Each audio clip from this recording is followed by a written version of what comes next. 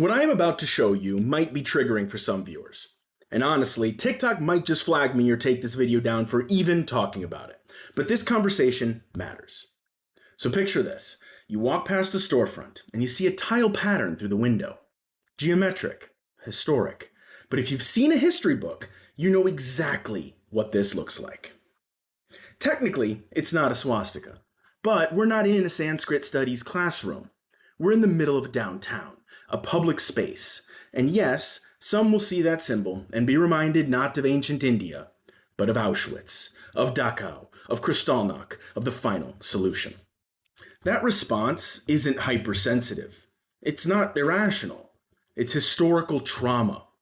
There's even a little printed sign taped to the window to explain it, which should tell you everything you need to know. They already know what it looks like. Now, over the last few days, I myself have been in this exact debate all over social media. And here's what people have been saying. So let's break this down. Yes, the swastika is ancient. In Hinduism, Buddhism, and indigenous cultures, it symbolized peace, life, and prosperity. But then, the mustache man came along and his regime hijacked it, not by scholars, not by theologians, but by fascists who used it as the backdrop to genocide.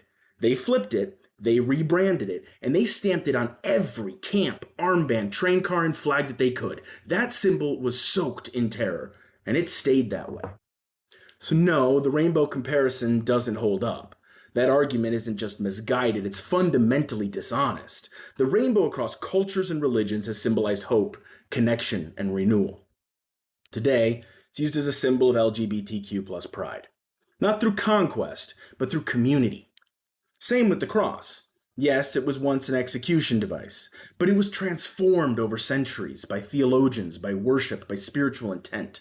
What it means to Christians like myself today wasn't accidental, it was earned. Now, compare that to the swastika. It wasn't reimagined, it was weaponized. Over 11 million people were unalived under that symbol. There's no redemption arc here. Even the cultures that used it before, they now avoid displaying it in the West. Not because they've forgotten their heritage, but because they understand what that symbol now means to others.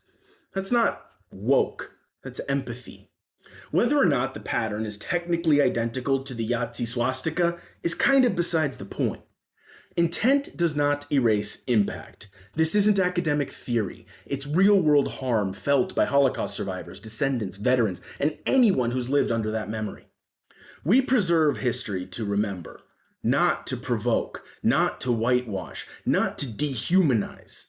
And if the smallest act of kindness or respect is just to cover this up with a rug, then do it. Hell, if this was in a museum or an old architecture tour, I wouldn't be saying a thing. But this is a public-facing business on the main street of town. This isn't about erasing the past. It's about refusing to ignore its weight. So, tell me, what do you think? Should historical context matter more and this be left alone? Or does impact come first? Let's talk about it because seriously, I want to know your thoughts.